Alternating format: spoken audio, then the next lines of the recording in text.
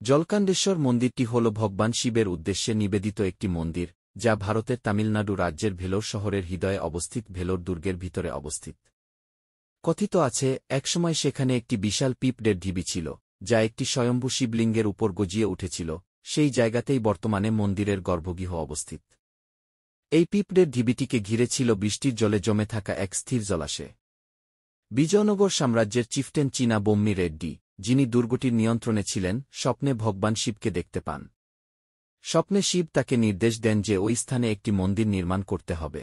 রেড্ডি এরপর পিঁপড়ের ঢিবিটি ভেঙে ফেলে শিবলিঙ্গটি আবিষ্কার করেন এবং 1550 খ্রিস্টাব্দে সেখানে মন্দিরটি নির্মাণ করেন।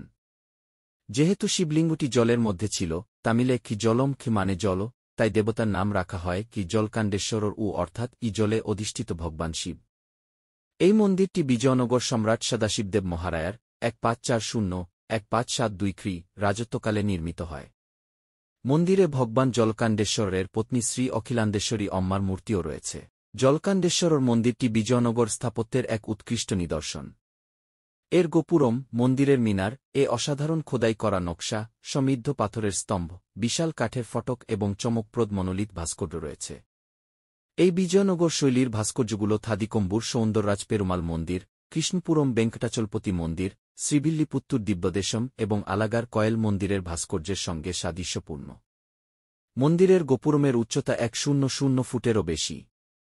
এখানে একটি মণ্ডপও রয়েছে, যার ছাদ খোদাই করা পাথরের স্তম্ভ দ্বারা ধারণ করা, যেখানে ড্রাগন, ঘোড়া এবং কি ইয়ালি কি সিংহের মতো পৌরাণিক প্রাণী এর অলঙ্করণ দেখা যায়। মন্দিরটি একটি জলাশয়ের তামিলে গি আগাজি কি মাঝখানে নির্মিত, এবং সেই জলাশয় মন্দিরটিকে যেন একটি মালার মতো ঘিরে রেখেছে। জলাশয়ের পরিধি প্রায় 8,000 ফুট। মন্দিরের ভেতরে অবস্থিত বিবাহ মণ্ডপে, কল্যাণ মণ্ডপম, একটি দ্বিমুখী ভাস্কর্য রয়েছে, যা একদিকে ষাঁড়, নন্দী এবং অন্যদিকে হাতি। দেবতার অভিষেকের স্নান জন্য ব্যবহৃত জল সংগ্রহ করা হয় মন্দিরের ভিতরে অবস্থিত একটি প্রাচীন কূপ গঙ্গা গৌরী তীর্থম থেকে।